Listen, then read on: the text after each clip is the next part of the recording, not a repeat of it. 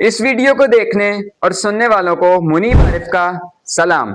Video में आगे बढ़ने से पहले हसनात अख्तर काफी दिनों बाद हमारे साथ मौजूद हैं। तो हसनात, किधर थे आप और क्या हाल है आपका? अस्सलाम वालेकुम everyone, you are watching Cricket Pulse. और मुझे उम्मीद है कि आप लोग मुझे मिस भी कर रहे होंगे। और मेरी मसरूफियात बहुत ज़्यादा बढ़ गई हैं आजकल, तो इस वजह से जो है वो मैं इसलिए 2 दिन से नहीं आया। तो आज हम डिले से वीडियो बना रहे हैं, तो मैंने कहा भाई आज मैं आऊँगा, तो अब मैं आ चुका हूँ। हसनात, आप तो टेस्ट क्रिकेट को बहुत अच्छी तरीके से कवर करना चाहते थे, लेकिन क्या ज्यादा इतनी मसरूफियत थी कि टाइम इतना भी मुश्किल हो गया था? बिल्कुल ऐसा ही है। टेस्ट क्रिकेट का ही तो मैं इंतज़ार कर रहा था कब से टेस्ट के सीज़न का, और जब शुरू हुआ है तो अनफॉर्चुनेटली थोड़ी पर्सनल मसरूफियात काफ़ी ज़्यादा हो चुकी हैं, और जो ऑफिस डेज़ जिनको कहते हैं वो मेरे शुरू हुए हैं। तो इस वजह से ज़रा मुश्किल हो रही है थोड़ी बहुत, जो कि आगे नहीं होगी इंशाल्लाह। हसनात, आपने लास्ट वीडियो वही की थी ना, वो टीसीएस वाली, तो क्या लेटेस्ट अपडेट, क्या आपको टिकट मिली कि अभी तक नहीं? नहीं, टिकट मुझे अभी नहीं मिली। मैंने कल मैच डे पे लेनी है। अलबत्ता टीसीएस वालों से मैंने कंफर्म किया, उन्होंने कहा हम आपको मैच डे पे टिकट देंगे। अब देखते हैं कि वो अपनी बात पे पूरा उतरते हैं कि नहीं। चलें, लेट्स सी। अच्छा जी, बढ़ते हैं अब हम अपने आज के रिव्यू की तरफ। पाकिस्तान डोमिनेट कर रहा है। बिल्कुल ऐसा ही है, पाकिस्तान डोमिनेट कर रहा है। बट एक टाइम पे जो है वो मेरी हालत ख़राब हो गई थी जब टोनी डिजोर्जी और रिकल्टन जो थे वो पार्टनरशिप बिल्टअप कर रहे थे। थैंक्स टू नुमान अली, जो इतनी एज होने के बावजूद जो है वो पाकिस्तान को इम्पोर्टेंट विकेटें लेके दे रहे हैं। तो पाकिस्तान, कोई डाउट नहीं है इसमें, पाकिस्तान इस वक्त ड्राइविंग सीट पे है। बट कल पहले सेशन के अंदर जो प्लेयर इस वक्त खड़ा हुआ है टोनी डिजोर्जी, जो सेट है, अगर आपने कल उसको पहले आउट कर लिया तो आप एक अच्छी भली लीड के साथ इसमें आगे जाओगे। और ये पिच फ्लैट नहीं है, इस पिच में टर्न है अच्छा भला। उनके स्पिनर ने भी अच्छा भला, और सर हाँ जी हाँ जी, आगे जाके ज्यादा ब्रेक शुरू हो जाएगा। बिल्कुल मैं वही कह रहा हूँ ना कि आपके पास जितनी लीड हो उतना बेहतर है। अभी 160 की लीड है आपके पास, 168 की मेरे ख्याल से।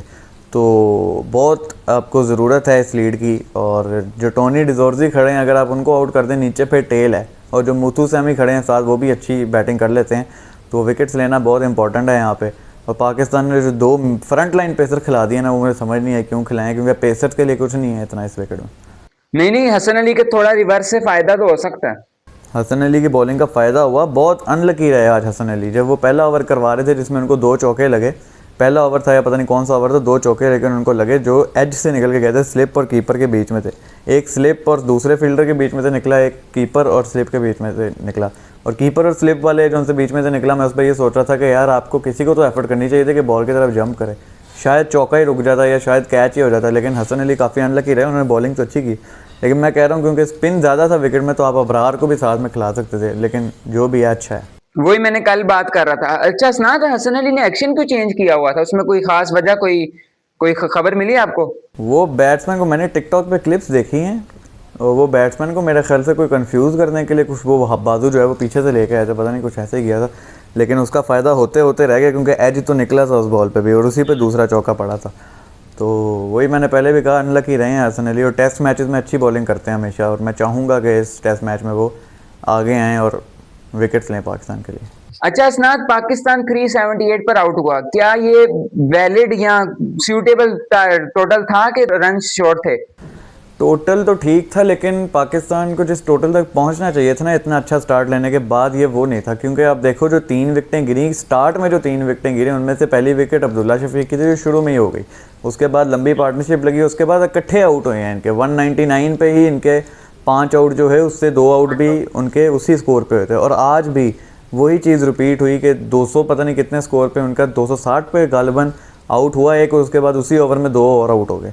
तो ये जो लगातार विकेटें जाती हैं ना, ये बहुत एक अजीब सी चीज़ है। ये तो इमामुल हक ने ऊपर से रन किए हुए थे, शान मसूद ने साथ किए थे, और नीचे सलमान आगा और रिजवान ने रन किए हुए थे, जिसकी वजह से ये आपको सही टोटल लग रहा है। वरना जिस हिसाब से इन्होंने मिडिल से आके विकेटें दी हैं, और फिर जो लॉर्ड ऑर्डर ने भी विकेटें दी हैं, ये स्कोर ज़्यादा हो सकता था और 500 तक ज़रूर जाना चाहिए था पाकिस्तान को। बट हमारा कोई टिकने को तैयार ही नहीं था साथ। स्नात, वो कहते हैं कि बंदा जिस चीज का स्पेशलिस्ट है उसको उसी में रखना चाहिए। तो आगा टेस्ट क्रिकेट का स्पेशलिस्ट है, हमने उसको टी20 या एक कप्तान बना दिया, उस पर अलग डिबेट है। बट ये फॉर्मेट उसका स्पेशल है, तो आप उस पर थोड़ी नजर गुजरा लें। आगा अली कह दिया मैंने, सलमान अली आगा जो हैं वो हमेशा से लॉन्गर फॉर्मेट्स के प्लेयर रहे हैं। टेस्ट के, ओडीआई के और टी20 के वो कभी भी प्लेयर नहीं थे। बट क्योंकि पीसीबी ने कप्तान लगाया हुआ था, जब आपने एक कप्तान लगा दिया तो फिर आवाम का काम है उनको सपोर्ट करना। तो आगा सलमान जो हैं वो बेस्ट हैं टेस्ट के अंदर, एक अच्छा मिडल ऑर्डर का बैट्समैन है हमारे पास। मुझे डर सिर्फ यही है, अभी भी है, कि जो T20 के चक्करों में एक फॉर्मेट अगले का ख़राब हो जाता है, लेकिन वो अभी तक हुआ तो नहीं सर, उसने बड़ा डोमिनेट किया आज। कहाँ हमारे 199 पे 5 आउट थे। अगर रिजवान के साथ वो ना खड़ा होता तो रिजवान भी इस तरह नहीं अपनी इनिंग्स बिल्ड कर सकता था। ऐसा ही है, और मुझे बिलीव था सलमान अली आगा पे, क्योंकि ये जो टेस्ट मैच है, जो टेस्ट फॉर्मेट है, इसमें हमेशा उन्होंने अच्छी परफॉर्मेंस दी है। वनडे में भी बहुत अच्छी परफॉर्मेंस थी, वेस्ट इंडीज़ सीरीज़ में इतना अच्छा नहीं कर पाए अलबत्ता, बट ये जो फॉर्मेट है ये आगा के लिए टेलर मेड फॉर्मेट है, और ये आगे जाके भी इस पूरी सीरीज़ में ही अच्छे रन्स करने वाले हैं। हसनात, मैं आपके साथ एक स्टैट शेयर कर दूं कि ये टेस्ट क्रिकेट में पहली दफा हुआ है कि एक टीम ने एक इनिंग्स में 2 दफा 150 प्लस की पार्टनरशिप की है। फर्स्ट पार्टनरशिप है जी 161 की शान और इमाम की, और दूसरी पार्टनरशिप है 163 की रिजवान और सलमान अली आगा की। थोड़ी क्या बातचीत करेंगे इस पर। एक बात मैं पहले आपसे कर दूं कि इतनी डबल पार्टनरशिप, मतलब 300 प्लस की पार्टनरशिप के बाद उस हिसाब से हमारा टोटल लॉस था। बिल्कुल लो टोटली था, और यही है ना कि ये 4 प्लेयर्स ने ही जो बैटिंग हुई है पाकिस्तान की, वो इन 4 प्लेयर्स ने ही बेसिकली तो बारी दी है। अब्दुल्ला शफीक के ऊपर से रन नहीं आए, कल ज़रूर आपने उसकी बात की होगी, मैंने आपकी वीडियो नहीं देखी अनफॉर्चुनेटली, लेकिन आपने उस पर बात कर ली होगी। बट उनका रन करना इंपॉर्टेंट है, वो नहीं कर रहे, आई डोंट नो वो क्यों नहीं कर रहे। लेकिन ये है कि ये जो 2 आपने पार्टनरशिप्स बताई हैं, इनके बीच में अगर बाबर भी रन कर लेते, साउथ भी कर लेते, थोड़ा सा चिप इन करते, तो पाकिस्तान 450 तक पहुंच जाता। और अगर 450 लगा होता तो साउथ अफ्रीका ने बिल्कुल ही लड़खड़ा जाना था। अभी तो अफ्रीका को उम्मीद है अच्छी भली, और फिर अच्छी बात है कि बॉलर ने आज आपके एंड पे आउट कर लिया, वरना मुझे उम्मीद नहीं लग रही थी कि ये एंड पे आउट करेंगे। वो एक तरह मुझे था कि आज पिच में ब्रेक मुक गया, इनकी बार ब्रेक कहाँ गया। ब्रेक हो रहा था, लेकिन उसमें लक भी बड़ी मैटर करती है। काफ़ी दफ़ा LBWs आउट दिए गए, रिव्यू लिया उनके बैट्समैन ने, वो इम्पैक्ट आउटसाइड हो जाता था, ठीक है, काफ़ी एजेस की अपील हुई, मगर आउट होता था तो वो रिवर्स हो जाता था। लक भी इसमें इन्वॉल्व है, लेकिन उनके प्लेयर्स ने बड़ी संभल के बैटिंग की है। और एडन मार्करम की एक कंट्रोवर्सी भी है कि उनके बैट और बॉल में गैप था जब उनको आउट दिया गया, उन्होंने रिव्यू ही नहीं लिया, लेकिन जब उन्होंने अल्ट्रा एज दिखाई तो वो बैट और बॉल में गैप था, लेकिन स्पाइक इतना बड़ा था, ठीक है। तो वो एक कंट्रोवर्शियल डिसीजन था, लेकिन अगर मार्करम खड़ा हो जाता तो मार्करम तो उनका बेस्ट प्लेयर है, लेकिन थैंक गॉड जो भी था वो आउट था या नहीं था, अंपायर ने आउट दे दिया तो बस आउट है। अच्छा स्नात, पिच में इस तरह का ब्रेक है कि डे 5 में एक्स्ट्रा ब्रेक होगा, तो पाकिस्तान को चाहिए कि 50 रन की लीड अपने पास रखे।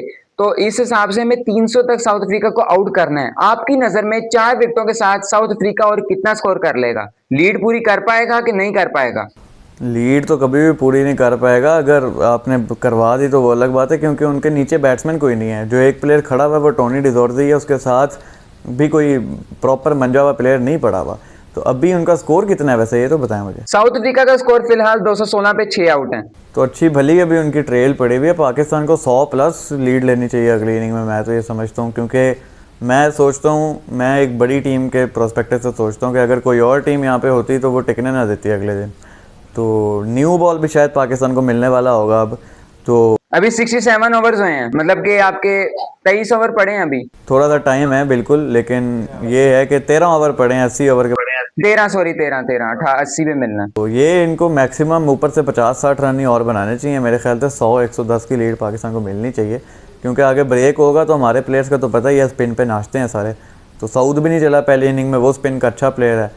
तो लीड तो चाहिए, अच्छी लीड चाहिए। 100 की आप लीड लें, ऊपर से आप 200 और लगाएं तो वो टारगेट इतना हो जाएगा कि वो नहीं फिर चेज कर सकेंगे। सही है। अच्छा, अभी आपने साउथ की बात की, तो साउथ पे एक कंट्रोवर्सी चल रही है कि साउथ को बाहर करो, साउथ को बाहर करो, बट उसकी 50 की एवरेज है, उसका फर्स्ट फेलियर आया है। तो आप इस पर क्या नजर रखते हो?